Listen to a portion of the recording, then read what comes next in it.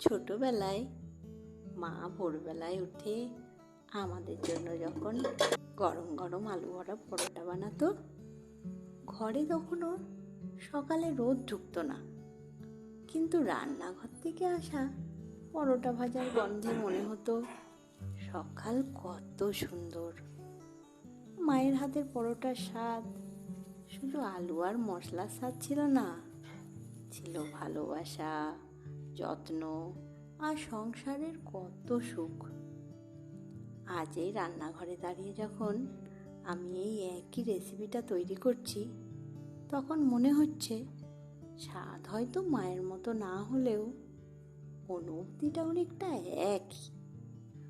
একটা সাধারণ এই পরোটার মধ্যে লুকিয়ে আছে পরিবারের স্মৃতি, ভালোবাসা আর অতীতের কত গল্প, সব যেন